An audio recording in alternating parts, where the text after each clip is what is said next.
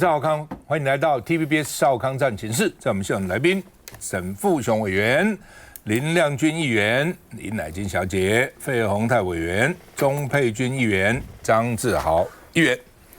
好，克什米尔，哇，是现在打成一塌糊涂哦。那已经20-30年没有这样的真的打了哦。双方的这个战斗机还都升空哈，飞弹这样杀过来杀过去，无人机也进来了哈。那另外呢，这个他一个大臣叫做查摩哦，说有爆炸声出来啊，印度呢说是巴基斯坦无人机来攻击他哦。那巴基斯坦说我已经什么我无人机攻击你的无人机来攻击我了。巴基斯坦说他打落了25架印度的自杀无人机，我们自杀机啊，就轰你的哈，炸你的。那昨天哦，说有125架战斗机，但是呢，说这从20-30年最大的空战哦，一般很少125架很多，但是呢，彼此都在自己的境内，没有越境，这很奇怪吧？哦，因为怕越境以后呢，他们因为上次印度越境被巴基斯坦打架以后呢，他们就把那个飞行员活了，抓起来在电视上示众，这样很丢脸嘛，所以大家很担心哦，死了还就算了，没有死逃生抓起来。然后呢，这个人家以前是斩首示众，现在在电视上示众，所以彼此在自己的境内，那怎么办呢？空对空飞弹打啊、哦。那所以呢，这个现在等于是巴基斯坦后面是中国，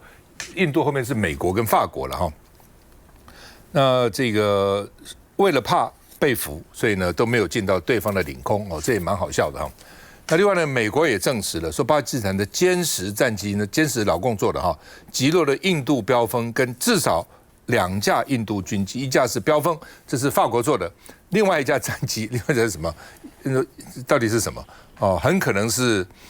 这个俄罗斯的米格啊，很可能是米格做的哈。那为什么巴基斯坦用歼10呢？因为巴基斯坦有3种飞机，啊，一种是 F-16，但美国不准他用。所以你不可以在克什米尔用 F-16，一种是幻象跟我们的，那幻象太老旧，所以呢，现在只有看起来是用歼10啦，哦，那之类的飞机了哈。那另外呢，大陆媒体说呢，巴基斯坦碾压完胜印度，大陆网友是高兴哦，看一下。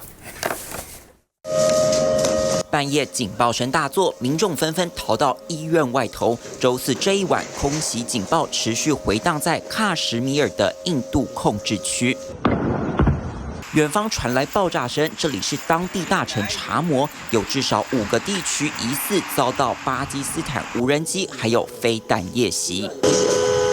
shelling की आवाज आ रही है, फायरिंग की आवाज आ रही है, बाकी हवाओं में कुछ जैसे धुएं की लाइन भी हमें दिखी हैं。查摩周遭几个城镇因为巴基斯坦的攻击断电，陷入一片漆黑。印巴交火的第2个夜晚，紧张丝毫没降温。大家东张西望，因为正在举办超级联赛的巴基斯坦城市拉瓦尔品第的这座板球场，周四遭到印度无人机袭击，但印度军方瞄准的恐怕是当地的陆军总部要塞。同样是巴基斯坦城市喀拉芝，民宅被无人机砸出大洞，钢筋外露。巴基斯坦宣称，周四白天起，他们击落了25架进入领空的印度无人机，机体坠落时有农民被砸死，也有4名士兵受伤。Loitering explosive munition. Now, the Pakistani military say that these are an Israeli-made drone. It's a bit like a flying bomb. 巴基斯坦指控这些携带弹药的以色列制印度无人机由南往北扩大攻势，同时他们也秀出击落了5架印度战机的残骸。而在巴基斯坦的金纳国际机场，航班持续取消，游客也只能无奈。More than 20 airports across northern India, however, will remain closed until Saturday. 当印巴2国都把核武当筹码，这场武装冲突已经没有误判空间。好，那么美国的媒体说呢，这个中国制造的霹雳15空对空导弹可能是第一次。其实老共突然搞的时候，这个飞机啊，什么一大堆啊，飞弹啊，他们真的没有什么实战经验。今天全世界真的有实战经验，就是美国，在全世界都是打仗，其他国家其实俄罗斯、乌克兰有实战经验，其实他是没有什么实战经验，老共搞了一堆航空母舰什么也没有实战经验，所以这次呢，所以当时他都觉得说你是真的还是假的，说你什么多进步，这是真的打了啊。那另外呢，这个所以中国的军工产业这下子哇抖起来了哦，那成飞啊，成都了哈，它的股票连续2、3个涨停板啊，它这次有歼10。歼10 C 的战机，有枭龙战机然后呢，霹雳15就是空对空飞弹还有呢红旗9，这可以在路上移动的飞弹，大概这几种飞弹那另外呢，这个印度苏联做的米格29战机，印度原来是买苏联的很多，结果呢，现在的残骸在克什米尔被发现说是被霹雳15的飞弹击落的那另外呢，这个说很多的国家本来不买大陆武器的，现在都要像土耳其什么都预备买了那另外呢，《纽约时报》说，印度巴基斯坦在军备购买的竞赛，那后面是美国跟中国在那边较量那巴基斯坦国防部长警告说，你再搞核战就爆发。印度有172颗核弹头，巴基斯坦有170颗核弹头，只差2颗那美国这次说真的不管了。美国以前都要管的，美国副总统说不插手印巴冲突，跟我们无关了。你们那么远，你们自己打你们自己吧，对不对？印度教跟回教打，跟我们基督教有什么关系就这个意思，你们打吧，你们去打好了那国务院还是呼吁了，停止所有的暴力。老沈怎么看？你晓得66年前，我念大一的时候，台大的通识教育就有教喀什米尔是中印阿巴未定界。那有一条线叫做麦克马洪线，那个麦克马洪其实是翻译音错了，那叫 McMahon 不是麦克马洪。那你想，66年前就在吵同样的事情，在另一个66年，这个问题也不会解决。我们上一次在本节目我们谈到这个问题的时候，我就讲2个国家都是够大，不是小国，2个国家都算强都有核武。所以呢，他们背后不像是操控的典型的代理人战争，但是显然，中国跟美国都扮演很重要的先端武器的提供者，所以这个是带来一场两边武器的较量，跟这个供应线平台到底哪一个比较有效率？不过我不担心这个印度跟巴基斯坦的战，他们自己会叫停到某一个程度。我觉得现在最麻烦的就是影响很多这个民间航空公司的航班因为把航班搞成乱成一片，因为大家不可能飞过他们的领空了嘛，领空关闭，做航线要改变。除了这个以外，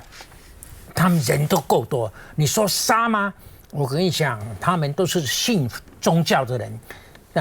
回教跟印度教对杀人、对性命的看法也许不一样但是我觉得是你说杀没有那么容易。我要请教大家，尤其请教主持人，你觉得中国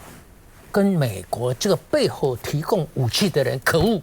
还是印度、巴基斯坦当面交锋的人可怜？你觉得呢？我觉得都很可怜，也都很可恶了。后面的可恶，前面的可怜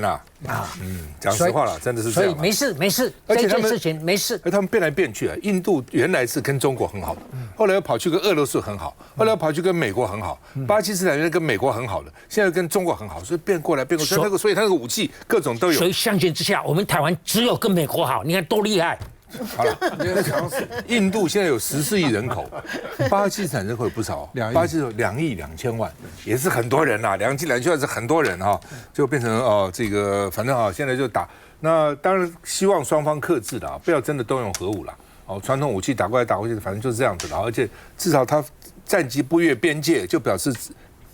不越国界，这已经是有某种程度克制的那事实上以中国跟印度来讲，上次用石头打过来打过去是蛮克制的所以看起来是有克制。你怎么看这件事情台湾我们现在比如说看他们那个军武大赛中国的这次的这个战机，还有它的飞弹，防空系统飞弹，然后英式15飞弹发挥了这么大的一个作用，把法国的标风战机，然后米格通通打掉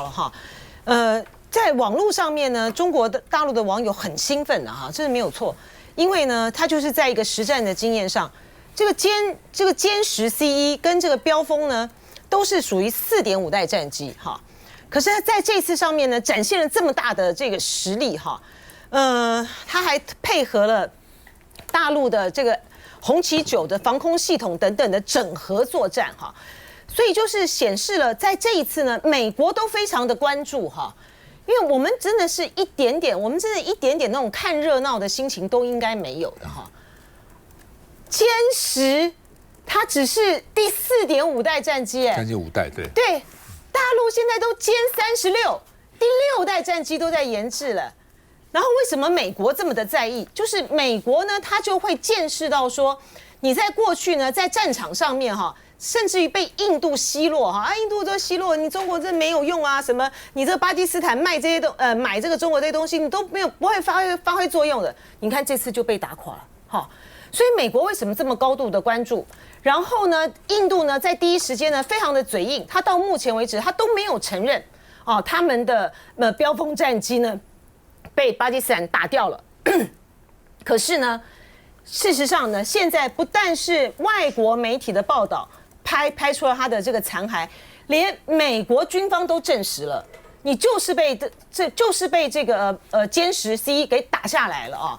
所以他们当然会高度的重视，就是说未来一旦在台海之间如果发生了任何的这战事的话，你美军到底是不是对手？不要讲这台海了，其他的这个区域上面的有任何可能性的这个冲突的时候呢，就说中国现在的这个军力啊，这个军武的发展是不容小觑的哈。这是第一点。所以说呢，昨天呢，帅化明将军才会讲说，我们现在靠的主力战机是什么？我们是幻象2000呢。还有这个是 F16，我们现在不是很得意吗？因为美国不让我们升级啊，美国不让我们买最新式的这个战机啊，我们还在用这个 F16C， 就是那种比较升级版的那种，30多年了。对，完全不是，就你完全不可能是中国大陆的对手。我们现在还要靠幻象2000吗？第二个就是呢，印度呢在这场战争里面呢，又在发挥了印度呢靠说的，靠媒体的那种假报道哈。来这个称声势，很悬啊。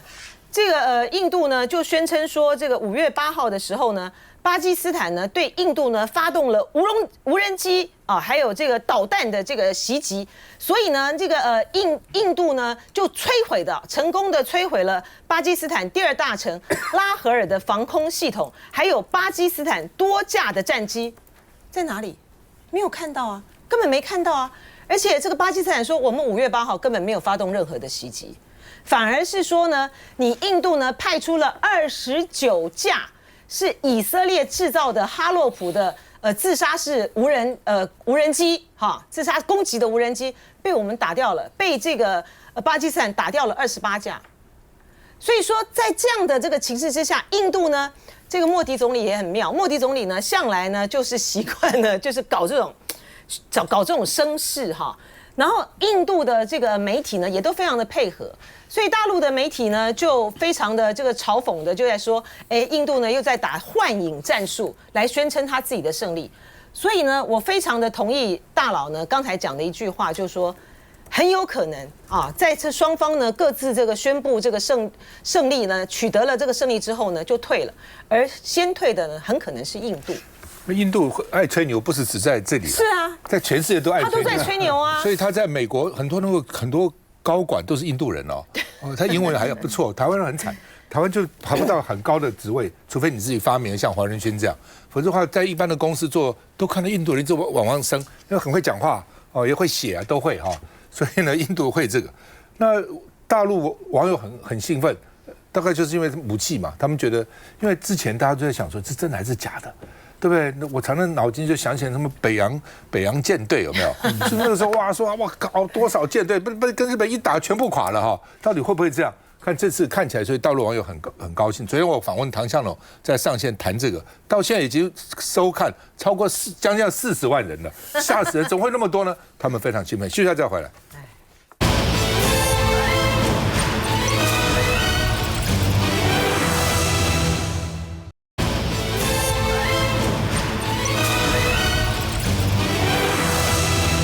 好，那么因为俄罗斯要庆祝欧战了啊，这个80周年啊，那事实上，欧战呢，川普当吹牛说这是靠美国也不错啊，美国蛮重要的哈。那个时候丘吉尔呢一直跟美国讲说，我们血浓于水啊，你来帮助我们欧洲，帮助英国，美国不理的。一直到日本偷袭珍珠港以后，美国才发觉啊，怎么打我头上来了？但那个时候呢，俄罗斯把希特勒的这个大军，把他有很多都等于把他现在这个列宁格勒那边啊，列宁格勒这个打得好惨烈哈，俄罗斯冷了。德国已经很冷了，到了俄罗斯更冷哈。我到俄罗斯去啊，他们在讲这个温度，我说你今天几度？他不是讲今天5度零上5度，零下5度。我们会讲零上，当然5度，当然零上不，这是零上，因为他经常在零下哦，非常冷哦，所以他们喝伏特加什么，好吧？那习近平受川普的邀请去了，那去就开会，开了3个半小时，说全面提升中国跟俄的关系，而且无上限啊，没有上限啊。那当然了，这个俄罗斯行礼如仪，也反对台湾独立，因为老公一定叫他讲嘛，而且习近平先就去投书了哈。那而且呢，对美国应该双重遏制哈，不能够这样，不能够那样哈。那另外呢，中俄痛批美国的金琼计划。什么叫金琼计划？就外太空的战争。现在已经不是太空，已经不是空中了，已经到了外太空，在外太空搞这个军事部署，从太空上直接打下来，很快嘛哈，所以呢就增加了非常，你这样搞，他们也会搞嘛，那搞来搞去，这个战场又跑到外太空去了哈。那另外不只是中国跟俄国，连朝鲜、北韩也加进来了哦，所以呢，现在中国、北韩、俄罗斯他们呢同框哦。所以就变成说，因为莫罗斯的安全受到威胁，而且呢，全世界在打贸易战，所以他们就集合在一起哈。那另外呢，中国驻白俄罗斯共军不是只去俄罗斯是他们的阅兵，也还派兵到白俄罗斯他们阅兵，同时兵分2路。所以呢，中国驻白俄罗斯的大使说呢，要捍卫正确的2战史观，什么都是你们打的哦，你们打什么？如果不是中国把日本兵搞在大陆，这不2/3。这个俄罗斯把德国兵搞在俄罗斯，你们怎么会赢啊？他们吹牛意思是这样哈。那另外呢，大陆的国防部发言人张晓刚说呢，做美国朋友要小心哦，可能会致命哦，不要引狼入室哦，把美国引进去以后呢，他到时候这个把你出卖了。我们看一下。俄罗斯军礼相迎，派出军机护送下，习近平在7号抵达莫斯科。习近平指出，中国和俄罗斯是搬不走的好邻居，患难与共的真朋友。中俄相互依赖，俄罗斯被西方制裁，转而需要中国的产品，而北京也需要俄罗斯市场与能源。I think that the participation by North Korea and China is important because it shows that Russia is escalating this conflict by bringing in out of region countries. But this doesn't equate an axis that's going to control the world. And that's because they all have their issues with each other. 今年第3度2人互动，他们在镜头前握手，称呼对方为亲爱的朋友。Сегодня будем подписывать обновленное межправ-соглашение о поощрении и взаимной защите инвестиций, которое, уверен, окажет позитивное влияние на формирование более благоприятной деловой среды и придаст серьезный импульс развитию нашей хозяйственной кооперации. 法新社报道，普京称中俄伙伴建立在2战的战斗友谊，要共同对抗新纳粹主义。面对国际上的单边主义逆流和强权霸凌行径，中方将同俄方一道，肩负起作为世界大国和联合国安理会常任理事国的特殊责任，挺膺担当，共同弘扬正确2战史观。中俄手牵手，北京官媒还大买莫斯科街头电子看板，宣传习语录。伟大梦想不是等着来，而是拼出来、干出来的。还有俄罗斯报头版是习近平的投书，内容暗批美国，提到2战80年后单边主义、霸权、霸道、霸凌行径危害深重，还不忘吃台湾豆腐，声称台湾回归中国是战后国际秩序。来，费委员，刚才那个镜头啊，其实你这样看，我们从满清到现在，中国大陆和俄罗斯啊，这一次几乎是一个平起平坐的一个镜头。我们从尼布楚条约签订以后，你看被俄罗斯修理的是很惨的哈。其实中共啊，在我们看这次俄乌战争2022年，其实中共对俄罗斯啊一直保持一点距离，他不愿意在表面上出兵，好像或者武器上在帮俄罗斯，他一直维持一个平衡的关系。可是最近你看看哈，为什么这个习近平会到俄罗斯去那么大的动作？还是跟4月2号啊，川普啊这次的关税，以及最近打的这个货币战呐，我觉得是有关系的哈。我看很多的节目，尤其我们这个节目这一个礼拜都一直谈这个美金啊这个贬值的事情啊，我就想到一个事情，我们上一次啊受到很大的冲击是1997、1998，亚洲金融风暴。我们拿亚洲金融风暴跟这次的我们台币的快速的这个升值啊，我拿来做个比较哈。当时1997、98，台湾是最后一波，先打泰元，后来打日币、打港币、打韩币。他打泰元、打韩币是赢的哦，后来打台湾，当时彭淮南刚上来没多久了哈，他后来就用个政策 NDF 硬是强制的取消来处理。就没有打赢，但是这两个次的货币战呢、各位有没有发现有一个人是两个战争都有？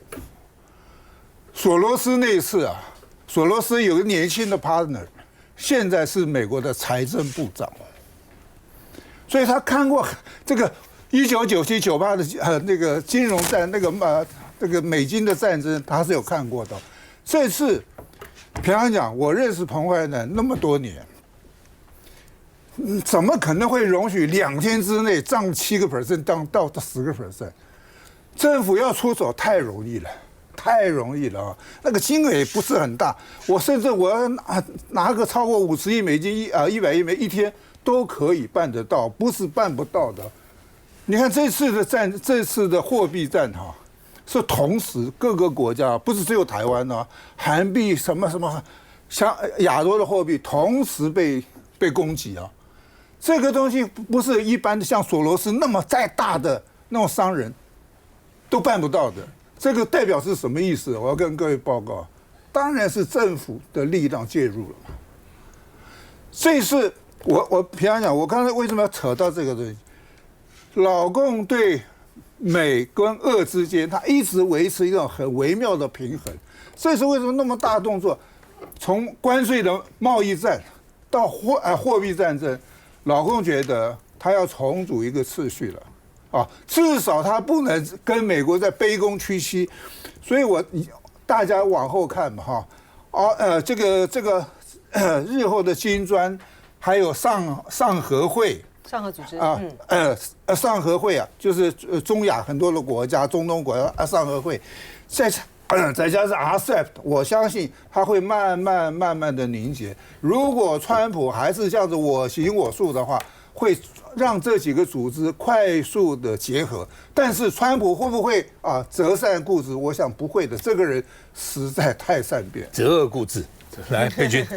中国大陆跟俄罗斯地缘关系上当然是邻居，但是是不是好邻居或者好兄弟，看起来是滚动式调整，有它的这个时间空间不同之数哦。因为过去在这么长的一段时间，中国跟俄罗斯之间的关系升升降降，那他们彼此跟美国之间也曾经一度各自应该说好几度啊，好过胜过另外一个我。那基本上是没有改变过的，只有一件事情，就是他们双方都同意台湾属于中华人民共和国这件事情上。所以从这个普京跟这个习近平会谈后的声明，主要确认，其实最重要的事情对他们来讲，还是在抵制美国这一件事情上。那他可以从2个角度去看，一个就是不论主要对手，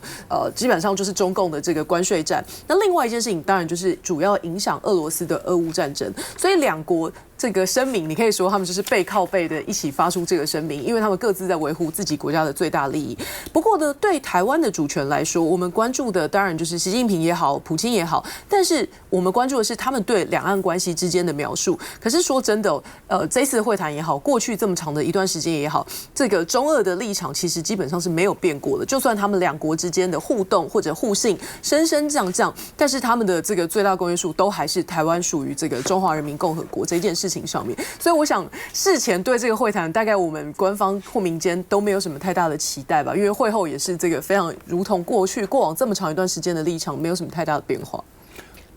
看起来这个川普是想拉普丁，然后来离间中俄的关系了，好把俄罗斯拉进来，然后呢，这个来孤立中国了哈。那不过看昨天这个情况看起来呢，可能也不是那么容易了。休息一下再回来。